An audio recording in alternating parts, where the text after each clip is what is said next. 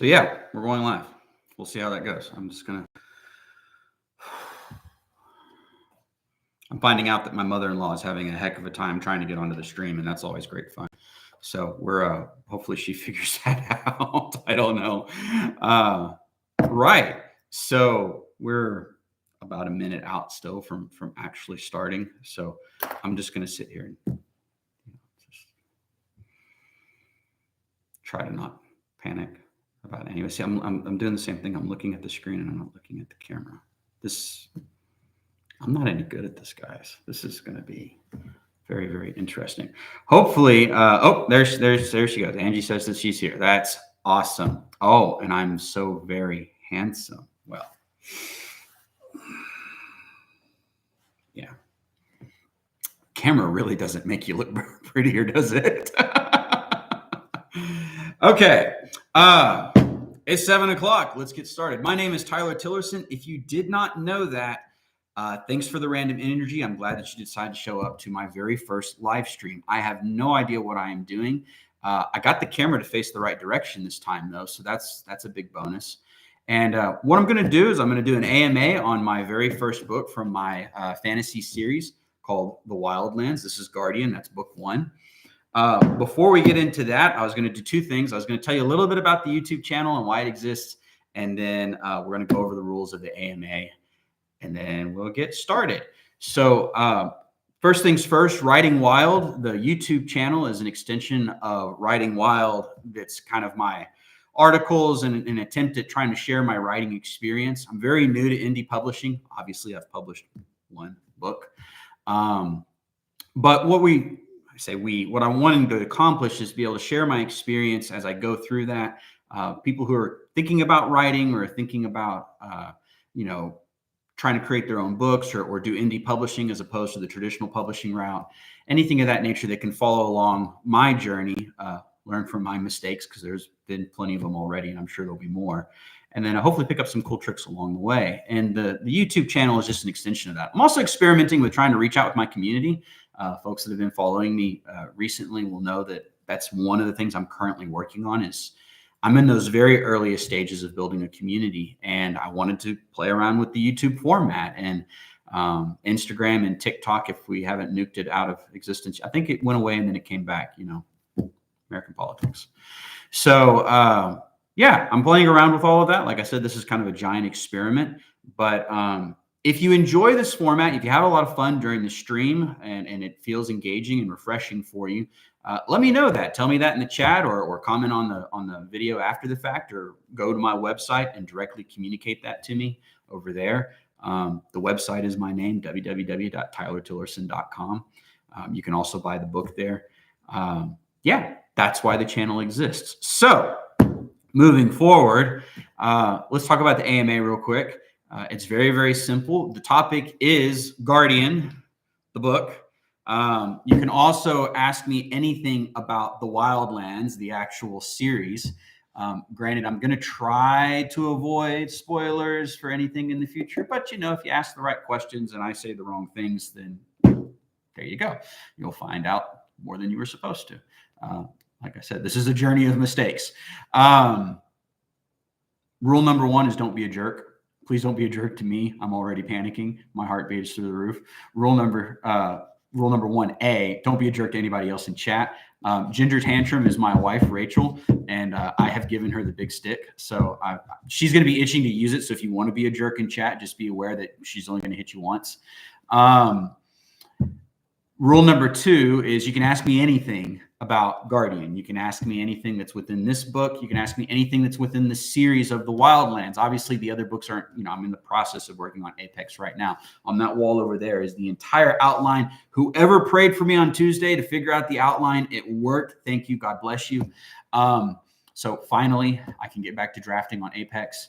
And you can ask me anything about the craft of writing itself.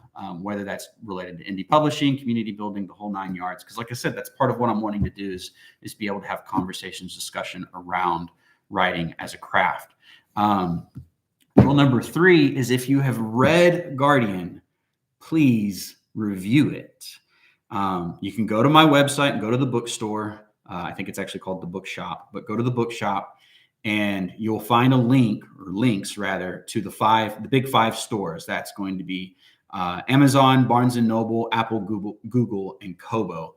And you can review Guardian, and it doesn't matter if you bought Guardian from only one of them. That's what I would expect. Okay, you can review on all five of those. So please, please, please, that's the single most important thing that you can do that supports my journey as a writer. Don't even have to be good reviews. If you didn't like Guardian, you thought it was terrible, that's okay. A bad review is still better than no review.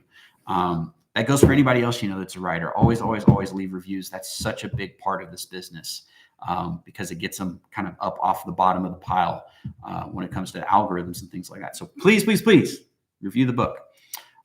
All right. That's it. I'm done talking. Wow, I was actually able to keep all of that underneath the 5 minutes. I should get a gold star for that. AMA is now open. If you have a question about Guardian, if you want to know something about the book, if you want to know something about the Wildlands, ask away. So this is the part where I stare at the screen and wait for it. Why isn't he such a brat?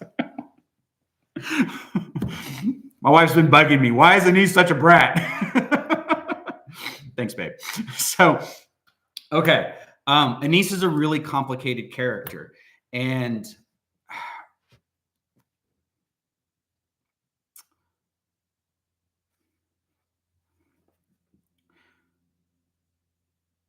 the short answer is that the very, very direct answer got cut from the book. So in the original draft of Guardian, the opening chapters of Guardian were actually the foundational reason why Anise is the way that she is. And I'm now going to share that with you, because what ended up happening instead is that over the course of the book, you get glimpses and you figure out kind of what happened, with really one of the final chapters tying it all together. So about the time that Anise was 5 years old, almost 6 years old, Merilith would have been 8. They were playing out in the Queen's Wood, and long story short, a wolf attacked them. And you know that this wolf is apparently now mounted in Merilith's bedroom. That's the same wolf, and she kind of has a sense of pride around it. But again, there's also hints that there's a lot of conflicting emotions, and Anise really doesn't like it. Anise is not afraid of the wolf. What happened is that this wolf attacked while Merilith and Anise were out in the wood, probably thinking that they were safe. The queen and the king surely would have been somewhere nearby. Maybe it was like a big family gathering, picnic, whatever. But what ended up happening is Merilith was able to get Anise up into a tree to protect her, but then she had to fend off this wolf by herself. Now, an 8-year-old isn't all that strong. However, this is also an 8-year-old Ongirian child who from birth is being raised to protect her sister. And again, as you go through the course of the book, you also now know she has instincts to protect Anise. So that's what she did. She got pretty beat up in the course of it. Oren Torhall, the king, arrives, and he goes to engage the wolf. Disaster strikes. He misses, and the wolf gets him by the jugular and effectively kills him, except he's, quickened to mortal. Anise didn't know that yet. Neither did Merilith, technically. They had not yet shared this. They were children. The wolf goes to re-engage with Merilith. Oren rises up because he's a quickened immortal. The wound heals very quickly, and he kills the wolf. This would, in and of itself, be extremely traumatic for both children. Although, of course, yay, daddy's not dead. Oren laments near the very end of Guardian that it was kind of unusual that, he thought Anise would view him as a monster, but wasn't, in fact, very, very, happy and glad, like, I have an immortal father, and was, that was a good thing. He makes a joke about kind of the logic of children. But that's not the trauma. The trauma is what happened next. And this is only referenced occasionally throughout the book. Merilith did not see her father as being an immortal and, yay, he's okay. She saw a monster. She saw a man with a sword. She's been in the process of defending her sister and is completely lost to wildness now. So she attacks Oren. And she attacks Oren like a wild animal and attempts to hurt him. Now, it's an 8-year-old against a grown man who's also an immortal. And Merilith can't hurt Oren. She is not yet an Ongir. There's no quickening. Like, there's nothing there. Oren knows what's going on because he's the adult there, and Anel arrives shortly after this. But Oren knows what's going on. He knows that Merilith is basically traumatized by what's occurred. She's super way up here on must keep my sister alive. I must keep my sister alive, and doesn't realize that it's him. But the question was, why is Anise a brat? What did Anise see? Anise saw her elder sister attempt to kill their father. That didn't make it into the beginning of Guardian, and instead you get references of it throughout the book. Now, that's the cornerstone of why Anise is the way that she is. Anise does not go through her life afraid of Merilith. Anise goes through her life afraid of who is Merilith going to hurt next, including her father. Anise knows that when Merilith becomes the true Ongirian guardian, when she fully transforms, that if she snaps, Oren's dead. Like, that's the reality of it. So they're living with a ticking time bomb. And that's why you get a lot of Anise's thought process around what's happening with Merilith.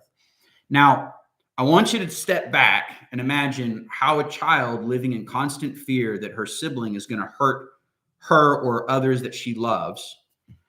And over time, Anise realizes that Merilith won't hurt her. Merilith is not going to hurt Anise. She's going to protect me, but it doesn't provide any kind of sense of calm. It doesn't provide any kind of sense of security because Anise isn't worried about herself. Anise is worried about her father and her mother and other people and the citizens of Torhall. And there's this monster living among them now because she has seen at a very young age what that looks like. You also get hints in here and there that Merilith has probably lost herself to wildness multiple times by the time you get to where this book actually starts. So it's not like it was a one-off thing. You see that when Merilith bites Eric. That is a moment of where she loses herself to wildness due to the calling. But there are instances of where this is a problem. And Anise, again, lives in fear of that. The final thing that I'll say about, why is Anise a brat, right? Anise is a 15-year-old. One of the challenges of writing her versus writing Merilith is an 18-year-old. And that doesn't seem like that's that big of a difference. But Anise is at that age where she can make big decisions and does not yet understand that they also have big consequences. She's a teenager. Whereas Merilith is beginning to enter into the earliest stages of adulthood. Same thing, makes big decisions, but she also understands they can have big consequences. She just might not always think that through, right? And you see that in the course of the story. I don't say all of that to tell several readers have already commented, like, why is Anise this way? I don't say all that to try and defend her or say that you should like her. She's supposed to be a very difficult character to empathize with. And she's supposed to be a relatively complex character. And there's a reason for all of that as you continue with. Needless to say, what happens to Anise haunts Merilith through the remainder of the series. So she's a very convoluted and very conflicting type character, especially because Merilith is going to have to work through the grief of what happened, but also process through how much of what happened was Anise's fault, how much of it was my Merilith's fault, how much of it was my parents' fault. And that brings me to the last point about Anise.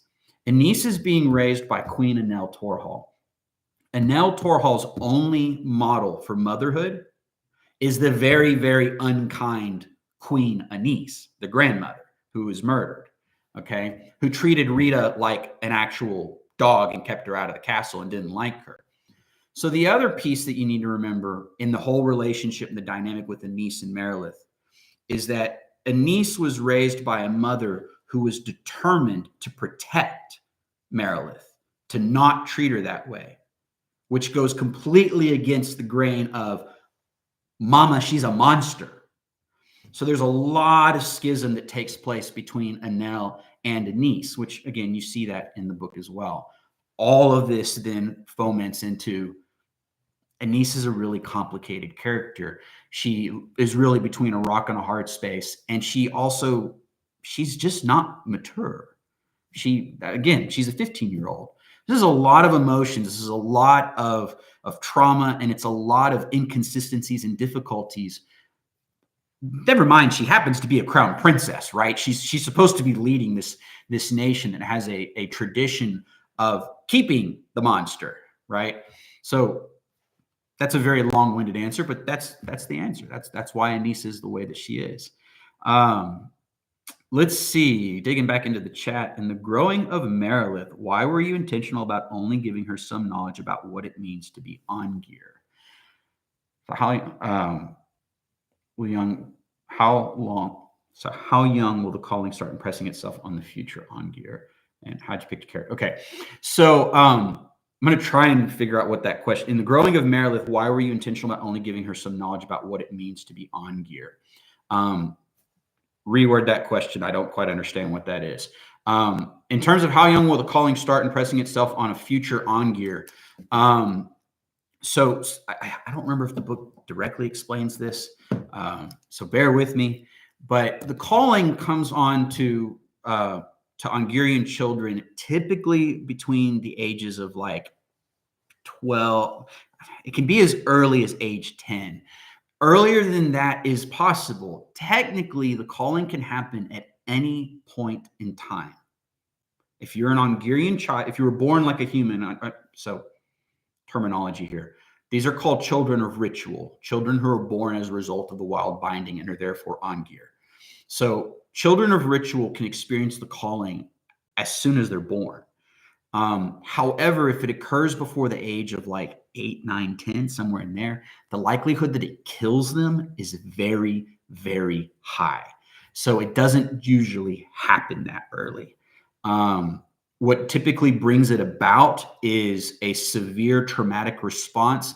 What's actually happening is it's engaging a level, it's a kind of instinct that's inbuilt in them, and it's a survival mechanism. If they trying to think of the best way to say it.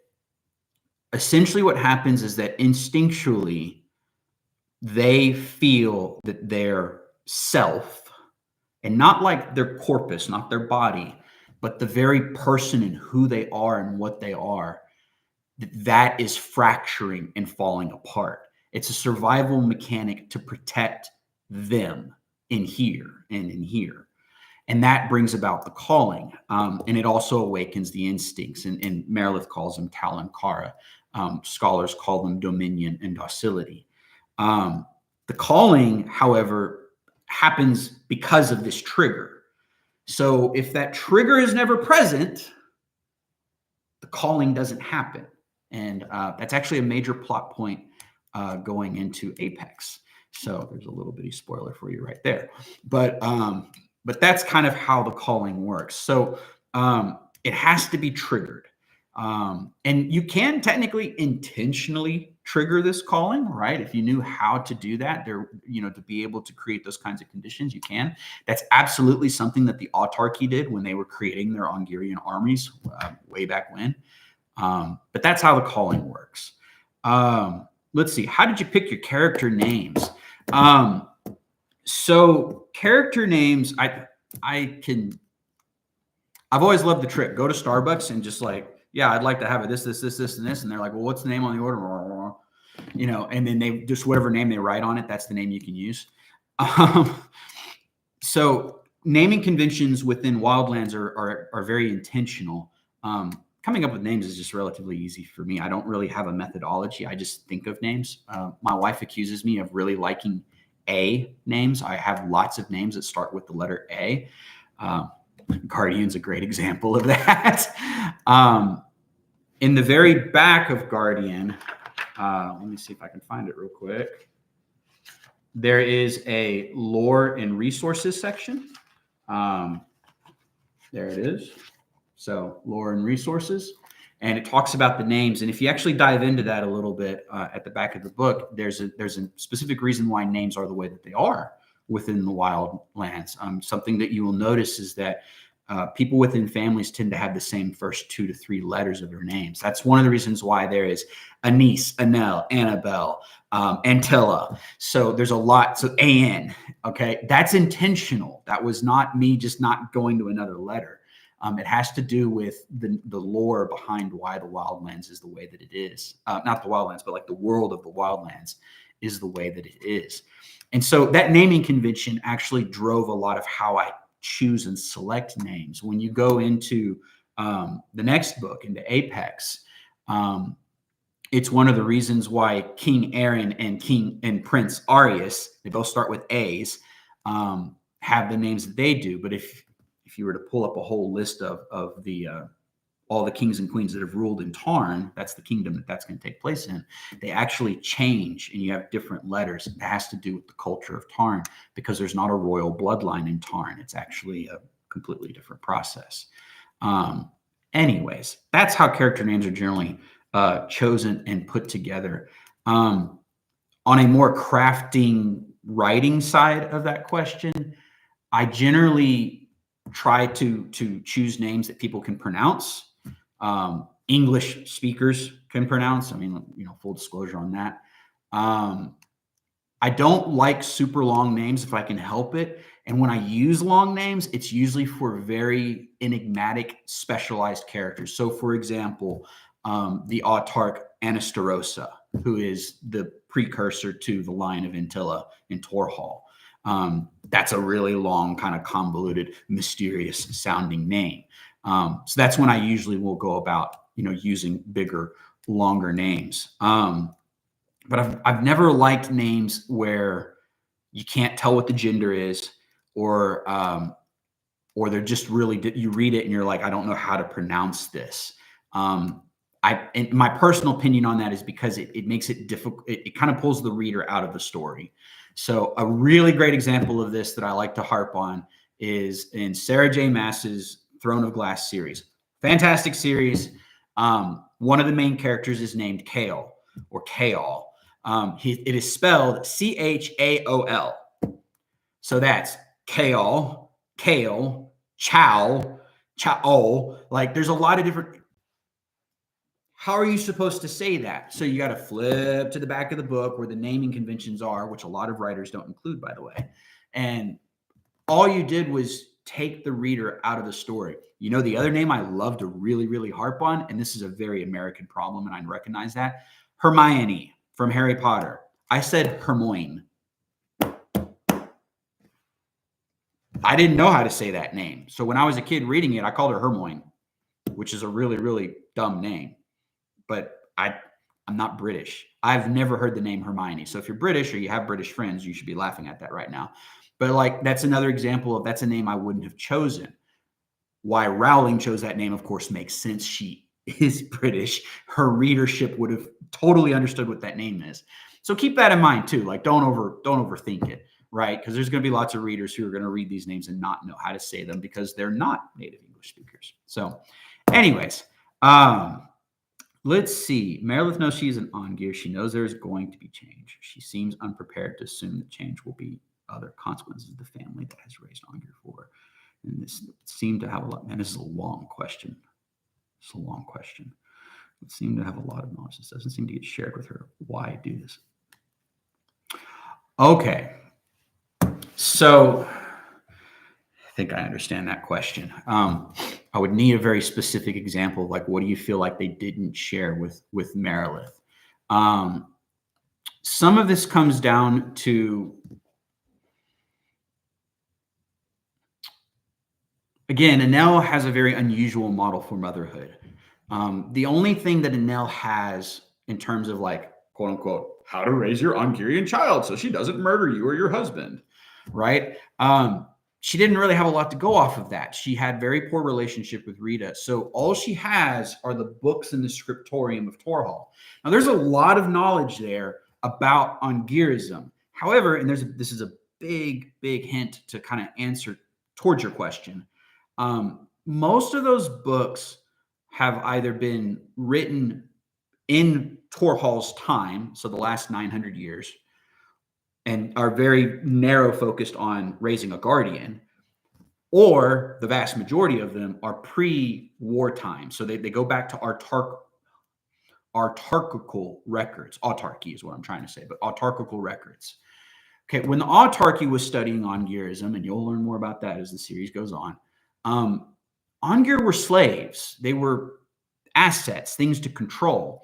So almost all of those books are written from the perspective of how does this tool work and how do I kill and control people with said tool? Because that's what the Ongirian legions were for. They were utilized to control the continent of Demaria, which means there is nothing in there about how do you raise your Ongir to love you?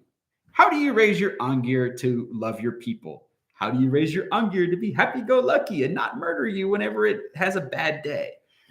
So a lot of this has to come down through tradition of what does Torhall know about raising its Ongir.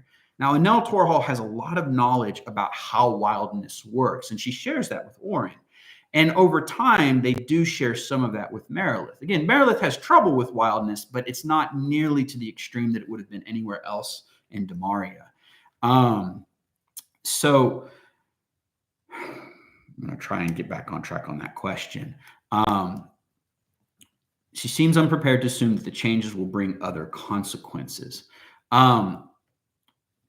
The only thing I can think you're maybe referring to specifically is like when she's having the conversation with Eric, falling in love with Eric and realizing like, oh crap, this isn't going to go anywhere. Some of that comes down to immaturity, right? She hadn't really put two and two together and wouldn't have necessarily been raised that way. Well, I'm glad you think I'm explaining it really, really well. Because I feel like I'm so, oh man, this is rough. Yeah, like I said, there's a lot of immaturity that goes along with Merilith and in kind of what she's figuring out, especially with her relationship with Eric. And then on top of that, this is key. If you haven't read any of the short stories, go to my website, subscribe. It's free. I send an email once a week. It's not going to kill you. Okay. Isn't that like the greatest sales pitch ever? It's not going to kill you. I'm not built for this. Anyways, if you go to the website, you subscribe, and then at the bottom of the main page, you'll see like all these little links, and one of them says shorts. Click on shorts. That's where all the short stories are. Or click on Wildlands, and you can find the short stories specific to Wildlands. One of those shorts is called The Guardians of Torhall, and that goes through 4 different guardians over the history of Torhall to kind of give you a glimpse of what their life is like. Here's why I bring that up specific to Merilith. Every guardian before Merilith, including Rita, has had to grow up in the knowledge that they would maybe have 1 or 2 other Ongirian nieces, nephews, aunts, and uncles because of, like how the family tree works. But that's it. There's no one else. So unless they have someone who's okay with crawling into bed with a giant dog, which apparently Eric was, like you're going to be alone. You're not going to have a romantic relationship. And that's not talked about. And something that Torhall this isn't specific in the Guardian, like in the book. You don't actually find this in the book. It's more of because it's absent, you might be able to infer this. There's no diaries or journals from previous Guardians. They didn't keep journals. They didn't keep diaries. It wasn't part of their nature. It's not something that they would do. And a lot of that goes down to the nature of their wildness. Ongir don't really keep journals and diaries and things like that. So the history, the ideology, if you will, of, or maybe a better word is the culture of being the guardian, not just of the guardian, but of actually being the guardian, is passed down exclusively through word. It's passed down exclusively from guardian to guardian. Do you know what Merilith didn't have? She didn't have a guardian to teach her. The only person who could teach her was her mother, who had almost no relationship with Rita, and her father, who doesn't know anything about Ongir, right? He's new to this too. So that's a lot of why Merilith is the way that she is, the way that she is. And it's also why there's things that definitely catch her off guard. And you will continue to see that. That is a major component within Apex as well. And honestly, for kind of the next, probably the first 3 books, Merilith is going to have instances of like, why didn't anybody tell me about this? Well, who would have told you? So that's there. One of the interesting aspects about one of the characters in Apex is there are things that they know. How do I phrase this? There are things that people know that Merilith doesn't know about Ongirism. She is not like the expert on Ongirism, and neither is Queen Anel and Torhall in general. Torhall knows a lot about Ongirism, but there are still things that they don't know about it. They're a very secluded nation. So there's still some things that are floating around out there that nobody actually knows. That's how you keep the story interesting. All right, what else do we got? Or was that it? Did I run out of questions? Oh, we ran out of questions. Okay. Cool talk, guys. Have a nice night.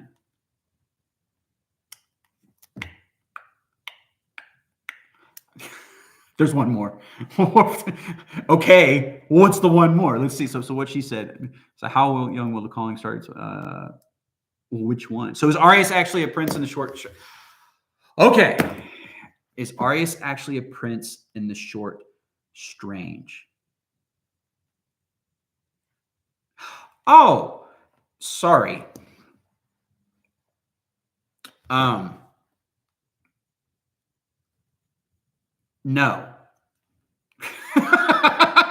Sorry, I had to like rewind 2 years, literally, to remember when I wrote Strange. No. So in the for those of you that are watching and don't know what that question is about, so was Arius a prince in the short story Strange? Read that on my website. Strange is the original story of the Wildlands. It's actually like it's the foundation for this entire world. It is not canonical. That's key. It's not canonical. There's a lot of things in it though that'll give you clues about what I might have intended going, as I go into the series. But no, Arius is not a prince in Strange. Arius. When I initially envisioned that story, Arius he's just an Ongear. He's lived kind of out in the Wildlands. He's a product. He probably was just a naturally born Ongear. And it's just the way that he is. What makes him different is just the way that he thinks and what he's kind of discovered. So no, like I said, no, he's not a prince. Actually, when I wrote Strange, the time frame of Strange is probably a better answer for this. Strange does not take, like if it was to be somehow dropped into what is now the canonical timeline, Strange occurs in autarchical time. So it predates the existence of the Freelands. And in that case, it was called the Pentarchy. Like the autarchy didn't exist. It was just called, at that time, it was all called the Pentarchy. Which also tells you that originally there was only 5 of them, not 6 of them. So, but yeah, like I said, it was set in a completely different time frame. It's also why I came up with the idea behind Callaghan the Dark and what would become the Between Hearts storyline, which is a prequel to the Wildlands. And maybe someday I'll get around to writing that. I would like to finish the first series before I think too hard about anything else. Okay. So who is your favorite character in Guardian? I mean, I think that's really... Does that seem like a hard question? In all seriousness, Merilith. I mean, obviously, Merilith is my favorite character, and I could go on a very, very, very long rant about why Merilith is my favorite character for a lot of different reasons that might include spoilers. But for a very long time, my favorite character was Orin Torhall. In the original draft of Guardian, the very first draft, well, of course you're going to guess Orin. You were there when I was drafting it. So, cheater. So, when I was drafting Guardian, in the first draft, Guardian did not have just chapters for Merilith and Anise with interspersed, I'm going to call them antagonist chapters like Tobias and Talia. It actually was the entire Torhallian family.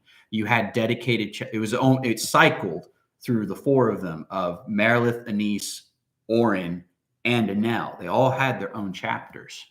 And it was one of the most, actually, it was the most difficult decision I had to make between the first and second draft of cutting Orin and Anel, because the story's not about them. But Orn and Anel had this wonderful, beautiful, messy, but beautiful romantic relationship as a married couple, an unusual, strange married couple who are raising Merilith, a guardian, in the context of, Queen Anise is dead, Torhal's never been attacked before, like all this stuff's going on. And then, of course, they've got their problem child in Anise as well. And that, these two are not getting along, and she's supposed to be keeping her alive, and she doesn't want her anywhere nearby. Like, can you imagine? Anel and Orn are probably just ripping their hair out, trying to go like, this is, what are we supposed to do with this? And it was wonderful. It was wonderful. We're talking like 10, almost, I think it's almost 15 chapters worth of content. Just, I had to throw it out. Some of it I was able to reintegrate into the story and keep it. One example being when Rita dies there towards the end of the book. You get to see that interaction between Orn and Anel. You see it in a couple other places. Chapter 22, I'm pretty sure. Here, I've got it right here. That's why I brought the book over here. So I think chapter 22 is No Goodbyes. Okay, chapter 22 was originally written from Anel's perspective when they say goodbye to King Orn as he goes off to war to help defend Anartota. That was actually an Anel chapter, and I rebuilt it to the perspective of Merilith, or to Anise, and then you have Merilith's perspective at the very end. But that was one of those chapters where I just could not get rid of it. But you get to see the romance that is there between Orn and Anel. And this is crucial. You get to see the romance that inspires Merilith, because that's one of the reasons why I had it in there. Merilith's romance arc with Eric has the trajectory it has, but I wanted to be able to plug in inspiration from her parental figures and be able to show, like, why does she feel the way that she does? Why is she, just wears her heart on her sleeve? Like, where does that come from? And a lot of that was seeing what kind of father Orn is, and, juxtaposed to what kind of mother Anel is, because Anel is struggling as a mother. She's got a wild sorceress daughter who is not okay for lots of different reasons, as we've already discussed. And then she's got a guardian who, like, she doesn't want to really protect. She wants to protect her sister, but she really doesn't want to be around her because she can tell that Anise doesn't like her. So you've got Orn, who's kind of this goofy father in the middle, who's trying to plug all this together. And the dude's specialty is he's been a knight and he really likes gardening. So Orn's a great character. Orn was a wonderful character. I had so much fun writing, and it was so hard to pull him out of the story. But in the grand scheme of things, Merilith is absolutely my favorite character. And of the quartet, as you learn more about them over the course of the series, Merilith she's the wildest of all. She's my favorite. Let's see. I'm going to try and catch up on all this. So who's my least favorite character? Oh, that's actually a lot tougher to answer. So until the third draft, well, no. Towards the end of the second draft of Guardian, Lorath did not exist. He wasn't a character in the original draft.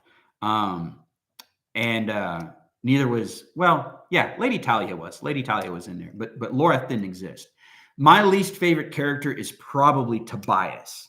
And the reason I bring up the Lorath thing is I created Lorath because Tobias was such a pain in the ass to write. He's just a really, really rough character. And he's not complex. Considering he doesn't have that much content within the book, it might be a little surprising.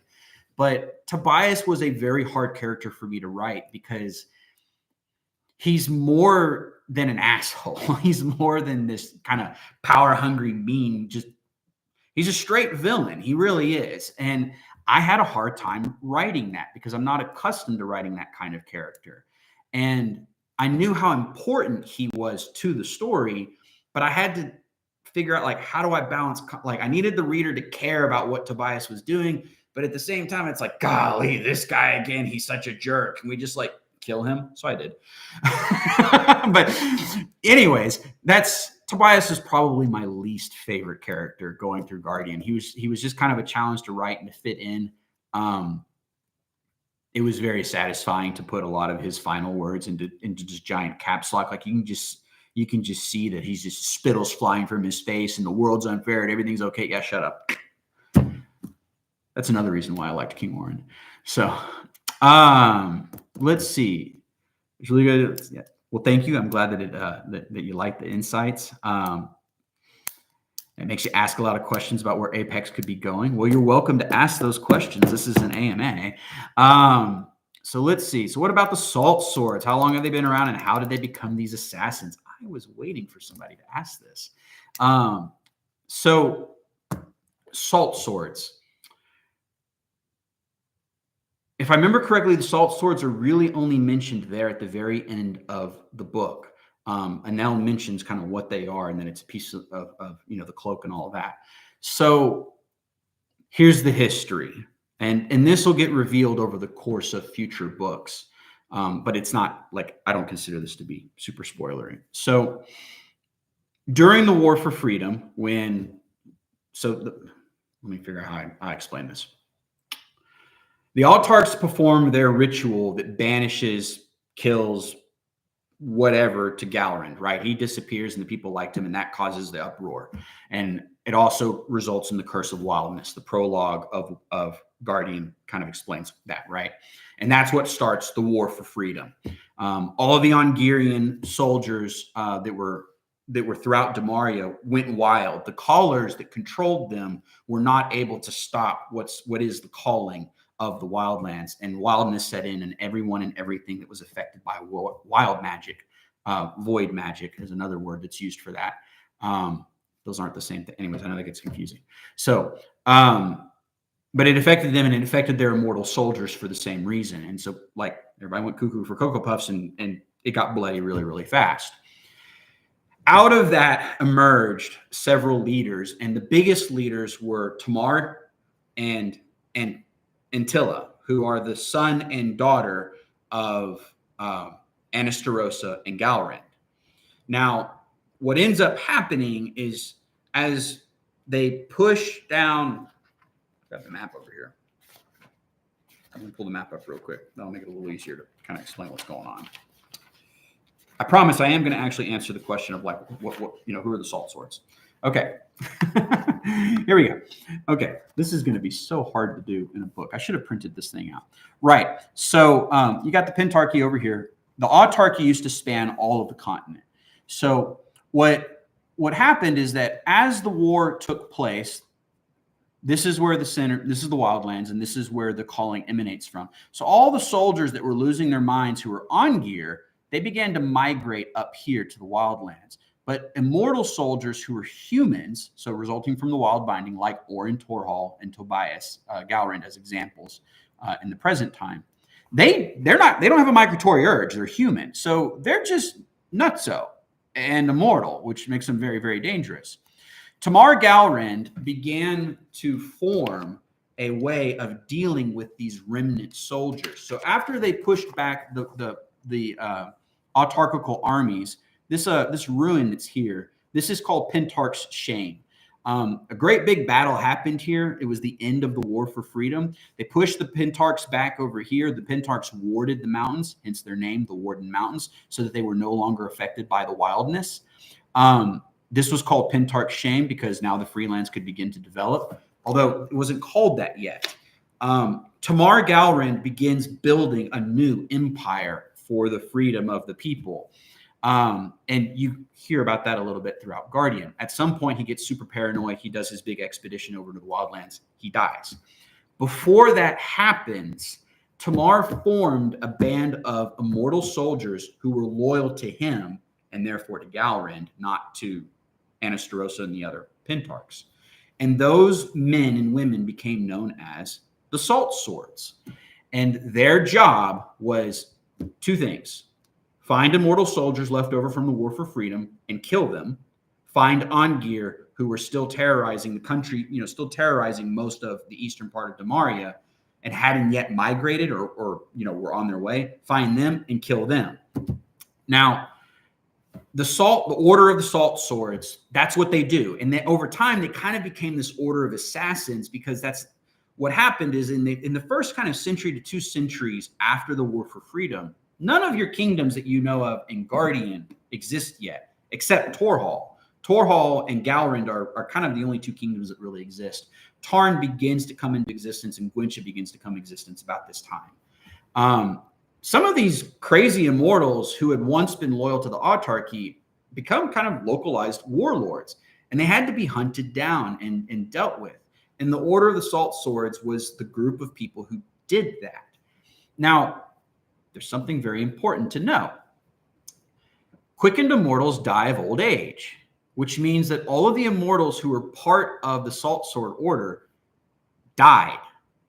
Okay? And if the Pentarchy has withdrawn to the other side of the continent, all right, who's doing the wild binding? Like, nobody's mass creating immortal soldiers anymore. So the Order of the Salt Sword actually had to begin recruiting mortal, normal people.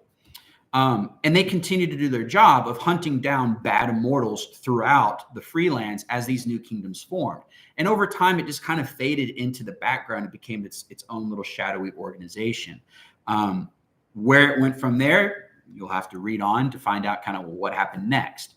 But they became this very kind of feared organization, particularly by immortal families, because the Salt Swords were assumed to not really have any mortals left.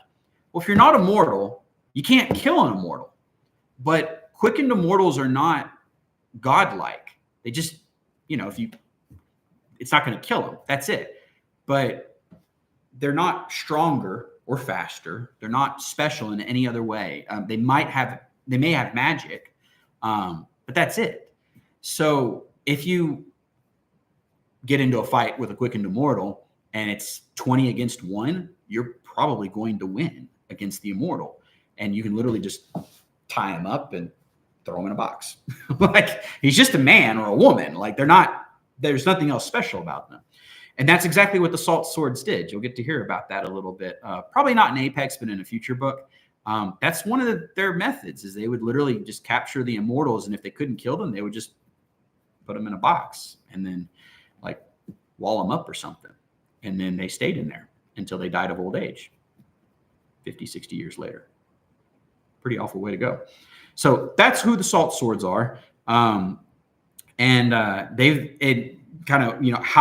long have they been around? They've been around since the time of Tamar. Tamar is who founded the Order of the Salt Swords as part of kind of exercising control in the initial conquest.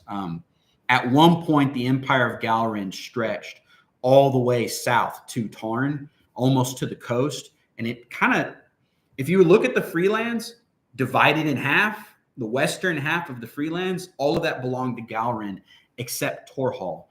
There was a falling out between Antilla and Tamar. You'll hear more about that. But there was kind of a falling out between them. And that's how Torhall ended up being its own separate kingdom, because for almost a century, Torhall was basically an island. It was cut off from the rest of the Freelands because Tamar literally ruled everything around them. So yeah, that's the answer on the Salt Swords. Does Marilith's parents have future importance in this series? Nope.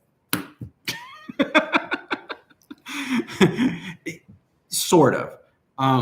That's actually one of the reasons why I cut Oren and Anel as chapters. So the short answer is no, not in a big main character energy kind of way. Anel and Oren are very much back-end characters. There will be references to them, but they will almost always be from Marilith's perspective. She's homesick, or she's thinking about something they've said, or maybe recalling a memory of growing up with them, that sort of thing. Will you see Oren and Anel again? Maybe. So probably not for a while. I can tell you that, if you do see them again. But you will likely not have a dedicated chapter to them. Certainly not in Apex. I can tell you that much. But you probably won't have a dedicated chapter to them in quite some time. One of the challenges I'm working through on Apex right now actually is figuring out how to explain some of that. Because people are going to want to know, like, well, what's going on in Torhall in the middle of all of this? And the thing is you're not going to really know, because Merilith doesn't know what's going on back in Tor Hall. It's not like she's got to sell, like, hey, Mama, how things going? So that's an element of the story, is that, particularly for Merilith, is as she travels and goes through the journey of kind of the series of the Wildlands, she doesn't know what's going on back home. So you'll get to see more of that, and you'll be wondering about Enel and Orin for a little bit. So yeah. So without revealing too much, does Yas-Sava play a role in Apex? Okay. So for those of you who have not read Strange, Strange is that's the story that kind of was the foundation behind all of this. And if you've read my first wild writing article that was about kind of creating the Wildlands and things like that, I mentioned that story, both of those characters, Arias and Yas-Sava, they ended up being the characters of what's going to be book 3 of the Wildlands. That's the plan anyways. So the short answer to your question, her name's not Yas-Sava, her name is Yasavi. And yes, she will be in Apex. Not very much, but she will be there. So you are going to get to hear a little bit about Her Holiness, because that's her title. Her Holiness. I don't think she's a princess. I haven't actually decided if she has any other title currently. But Yasavi comes from the kingdom of Gwyncha, which is, if you're looking at the map of Demaria, it's in the bottom. I don't know how this camera mirrors. It's in the bottom left corner. I don't know if that's pointing. I'm looking at it, and I'm pointing to the right corner, and this is to the left. So yeah, whatever. If you were looking at the map, it's in the bottom left-hand corner. It says Gwyncha. Okay, that's where Yasavi's from. Gwyncha is a religious kingdom. Something that you might have noticed is that Tor Hall doesn't seem to have a religion. Neither does Tarn. Tarn has something of a spiritualist belief system. It's not really a belief system. We'll get into that someday. But you'll notice that Tor Hall doesn't really have a religion per se. The only references you have is that Merilith says stars, moon, and void. And that references kind of their understanding of the world, and particularly through Ongirism. So Yasavi's kingdom, Gwyncha, actually has this notion of what we would probably think of as traditional religion, like with spiritual higher powers and saints and things like that. So you'll get to see a little bit of that in Apex, and then you'll see a lot more of that in the book after. Man, Angie throwing out the hard-hitting questions. Do you actually have a ritual that goes from human to Ongir? I'm surprised you didn't ask the opposite of that. So this is a major thing that happens in Guardian, right? Where it seems like Merilith is going to be stripped of her Ongirism and it be given to Eric. But it doesn't work. Even though Merilith is spiritually broken and is allowing it to happen, willing even to let it happen. She says, I love this man.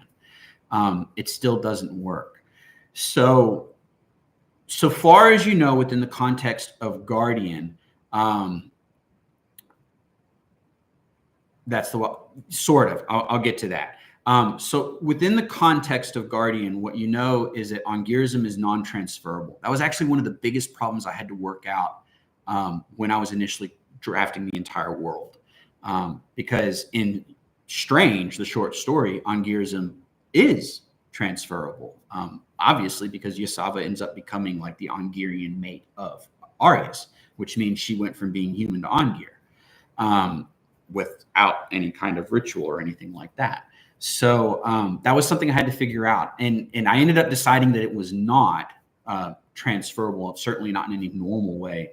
I didn't want to go down the lycanthropy route. So just that notion of the beast within and all of that. So I definitely skirt very closely to a lot of those tropes, but I'm trying to stay out of them. To the question itself, do you actually have a ritual that goes from human to Ongir? The wild binding is technically that ritual in a sense. That was actually the original prologue of Guardian. So you had in the first draft, the original first chapters, were the story of Merilith and Anise. In the prologue, the character of Wild didn't exist yet. The prologue was actually Orn and Anel going to the ritual. So where the short story Swear Nothing ends as they're going up the mountain towards the Silver Alpha to begin, that's actually the beginning of what was the prologue of Guardian. The Wild Binding is technically the only known way to create a Ongear from a human, I mean, for being technical, fetus, because that's how you have to be pregnant first to be able to do the ritual. It has to be the firstborn. That's a very important point that will come up more as the series. It has to be the very first one, and it has to be the first for both parents. Both parents have to be having the very first child. You won't see it in. You'll see an example of some uniqueness that can come out of the ritual in Apex, but in later stories, later books, you'll encounter what happens when, for lack of better words, the ingredients of the ritual are not correct, and what happens. It's not good. So that is the only known way for a human to become an Ongear. Basically, they were in the womb when it was charged with the magic of the Wild Binding. There is no other way so far as anybody knows. However, there is one known instance. Nobody knows how. Nobody knows how it works because it is so old and so far back. There's only the story of it, but no like notes or literature or anything like that. And that is the story of Talar and Cara Lynn. Talar was the very first Ongear who came to Demaria. Callaghan the Dark brought Talar into Demaria and almost ruled the entire continent of Demaria at one point. You hear the story of the Child of Damnation and the Dark Hound. That's Talar and Cara Lynn. Cara Lynn was a human, but she became Talar's Ongerian mate. So that implies that there is a way, right? But nobody knows what that is. And you're also talking about so far back in history that whatever it is, it's not something that is intuitive or straightforward. Because the Autarchs never figured any of that out either. And that was something to kind of keep in mind is that like nobody really knows how a lot of this stuff works, even thousands of years later, because it was so difficult to study. So as far as where do all the other Ongear come, I'm jumping ahead, but where did the other Ongear come from? The vast majority of Ongear that exist within Demaria come from really just two sources. Source number one is people performing the Wild Binding. That ritual is not the knowledge of like that the ritual exists. That is not that uncommon. There are people who know that this ritual exists, but people who actually know how to do the ritual, that is a very, very, very low number. It's kind of just a very closely guarded secret for obvious reasons. I mean, there's a huge advantage to being able to create wild sorceresses and quickened immortals. So people are naturally going to keep that a secret. That's one source, and that makes up less than 1% of the Ongerian population. Remember, I said these are the two major sources. Okay, so that's 1%. The other 99% of Ongear that exist within the world of Demaria, well, not world, but the continent of Demaria, they're in the Wildlands, are naturally bred. They are Ongear who are living in the Wildlands, who are engaging in breeding and living out there, and natural population control and things like that. So, but that's where the vast majority of Ongear are and come from. Keep in mind, Ongear are ageless. So there are Ongear who have been around for centuries and centuries, and there are Ongear who are born and they die within less than a decade because the Wildlands is a really, really rough place. You'll get to learn more about that in book 3 and going into book 4. Okay. What am I missing? Who is Wild? Really? You're a cheater. She's cheating. She's cheating. She's asking all the really tough. Who is Wild? So if you open up the very front of the book and you go to the prologue, you'll notice that the character name of the front, the prologue, is Wild. That is intentional. Wild is a character. I don't know how to answer this question. You're mean. Wild is someone very special. Is really all I can say. They are somebody very special, and they of course, read on is what I would tell Rachel whenever she asks me this. Read on. Wild's a very special character, and apparently has met Merilith and others. For the purposes of right now and how I would answer that question, Wild is the storyteller. Wild is the person who explains what's happening. You can think of Wild as being your narrator throughout the story. Now, who they actually are and what their role in this entire story is, you read on. So, yeah, cool. Did I actually catch up to all the questions, Ian? Is that it? Are we done?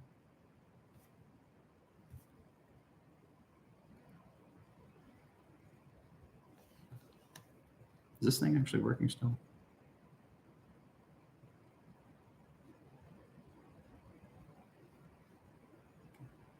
You are a rock star. Thank you. Let's see if I can. I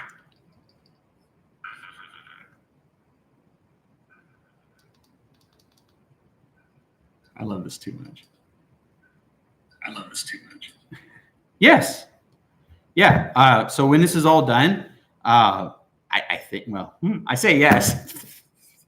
I know. I believe that the stream, I think I had it set up where it's going it's going to save it and it'll be done.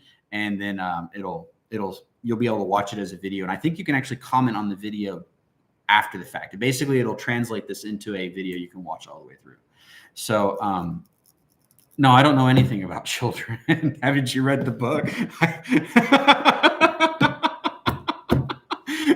I don't know anything about kids. That's why I keep traumatizing them. So, but yes, you should be able to watch it after that.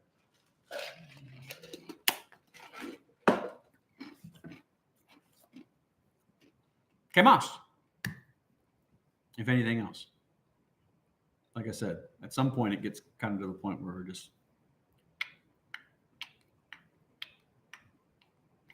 I will admit, I'm surprised there's more than 3 people on.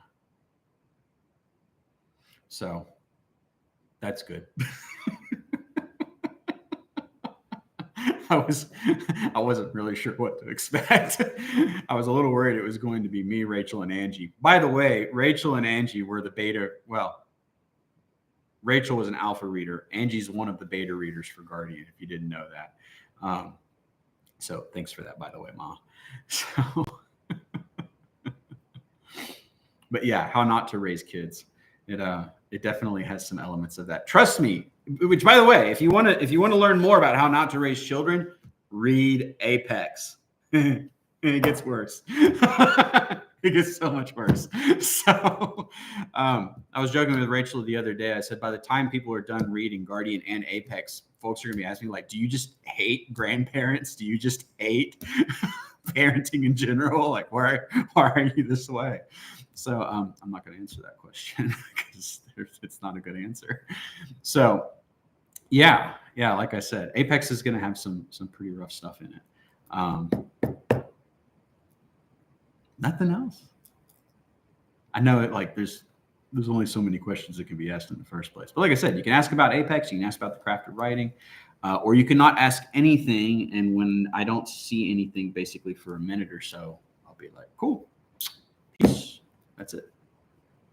Are you still on schedule for the book?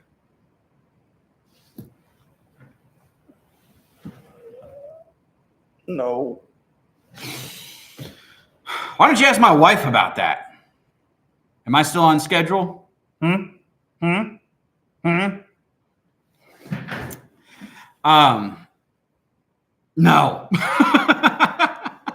She says yes. Yeah, of course she would. Yeah. Okay. Over here, just you need to tell me what the next story is.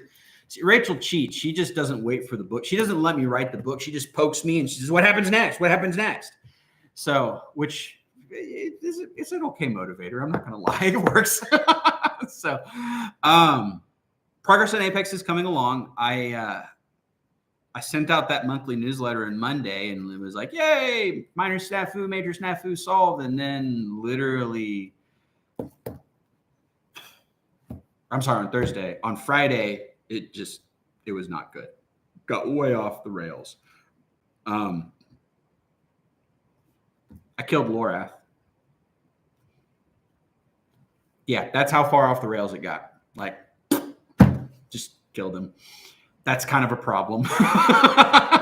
So I had to take a step back and be like, this is not what I meant the story to be. It was really, yeah. But I kind of knew that going in. The outline was fairly loose. It wasn't in the, I don't know how else to describe it. The outline just wasn't where it needed to be. So I have literally spent this entire week. It's all posted right over there on my wall. If you want to know the entire story of Apex, it's right there.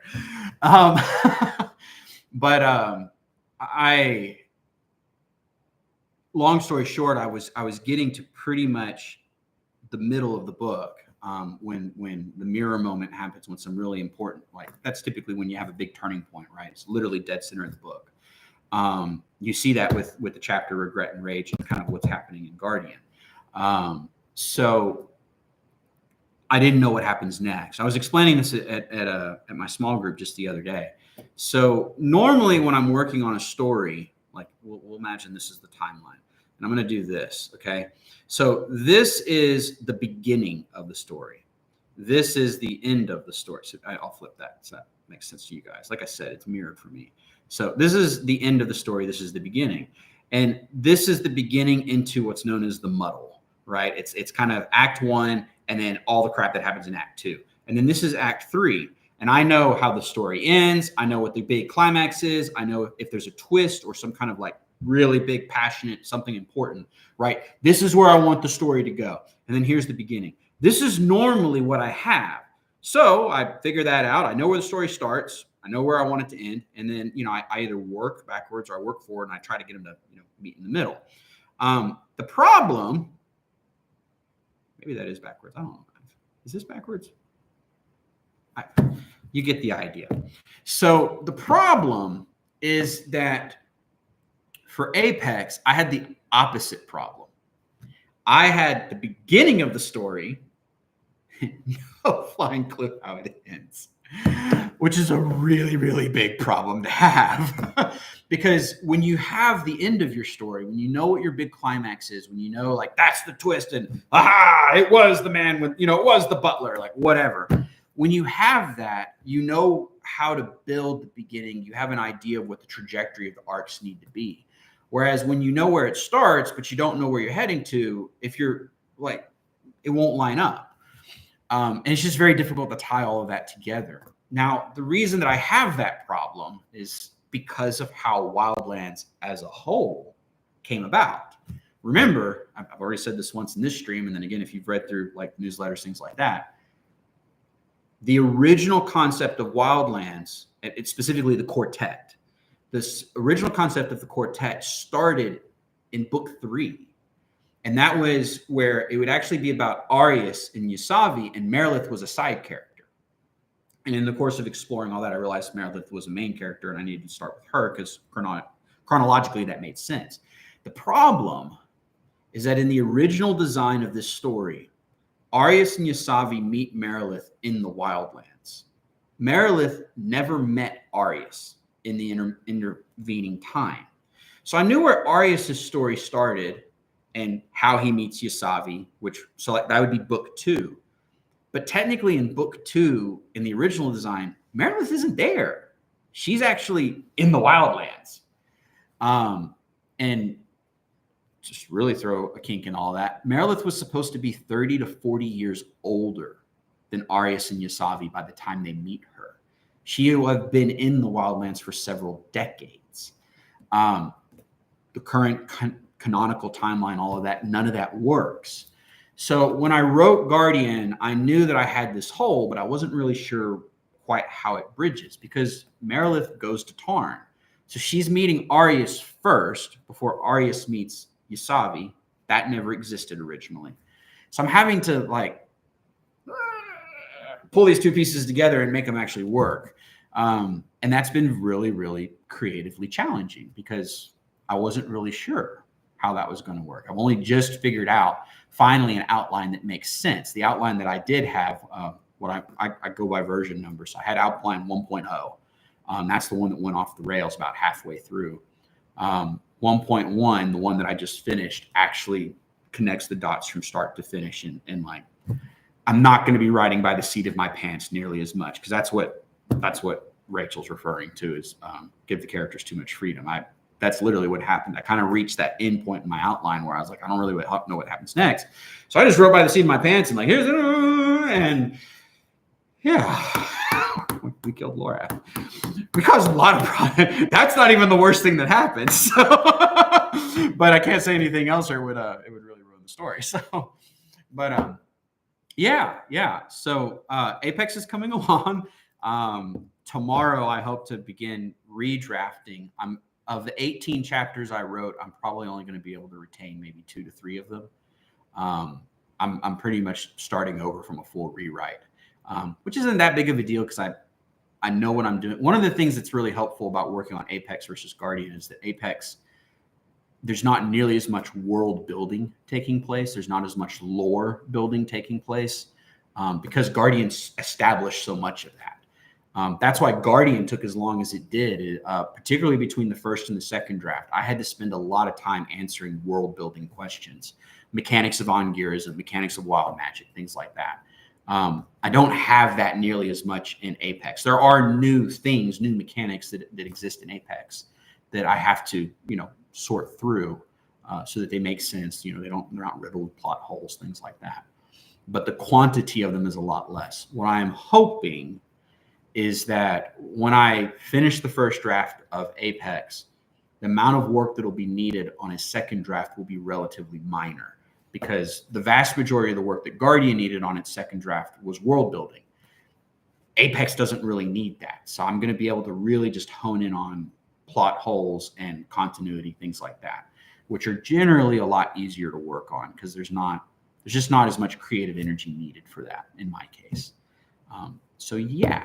That is the schedule for Apex. Hopefully that answers your question. So anything else? Any other questions?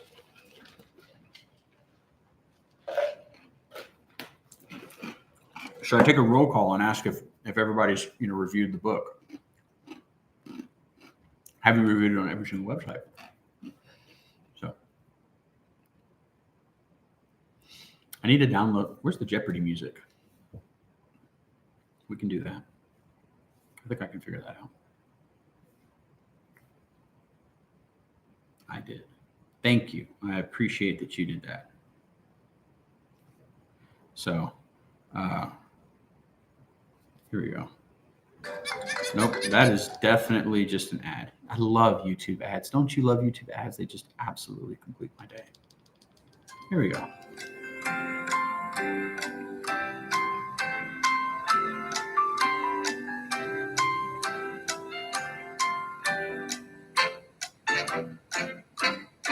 Smooth jazz.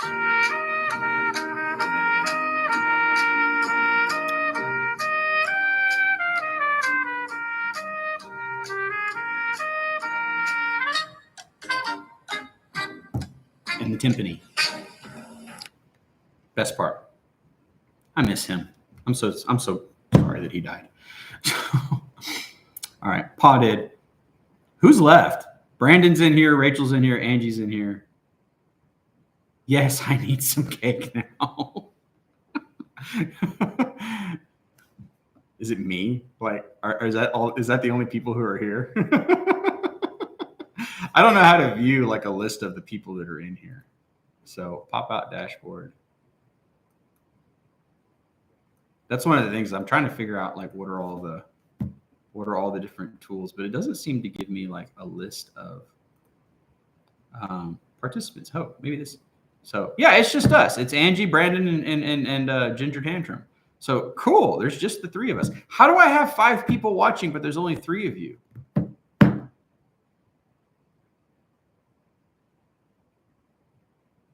That's sus. So, all right, guys. Oh, so now it says cats in here. I don't understand. There, yeah. See, now cat's here. Okay, cool. Hey, there's 4 people. But there's only still 5. So who's the 5th person? Does it count me?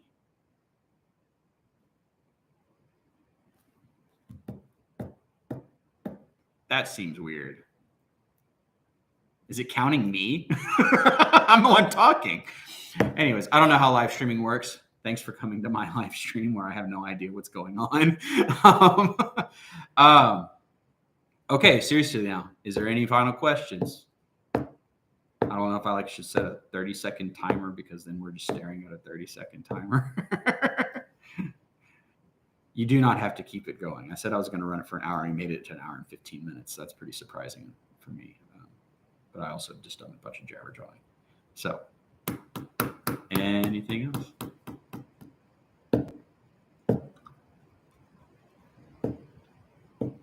I did joke that I could do a live stream of me just working and writing, and it could be ASMR.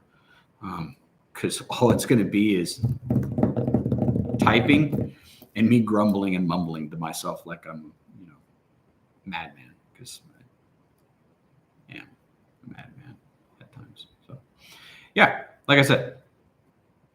All right. I'm going to assume that is the end of this live stream. Guys, I really appreciate you showing up. It means the world to me. Like I said, hopefully this was something that you enjoyed. I don't know how frequently I'm going to do these live streams. Part of that is because I got to write another book for there to be a whole lot else to talk about. If I do anything else, it'll be more specific to just the craft of writing.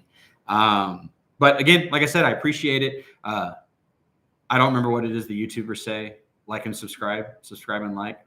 Hit the little bell notification thing. I'm sure there's a really cool effect where you can be like, whoa, there's the Storyteller logo, but I have no idea on how to do any of that. And I probably don't have time to figure out how to do any of that. So thank you for the congratulations on my very first live stream, my first real live stream, as opposed to a blooper where I can't get the camera to face the right direction. So, like I said, thank you very much for that. Thank you for taking time to review the book. Obviously, I appreciate if you engage with the Facebook posts or engage on the website. Always be checking the website. That's where most of the content comes out. And yeah, that's it. So my name is Tyler Tillerson. I'm signing off. And yeah, Miela Erfin. I got to figure out how to actually turn it off, though. That's fun. Where's the end stream button? Oh, there it is. Okay. Miela Erfin. More is coming.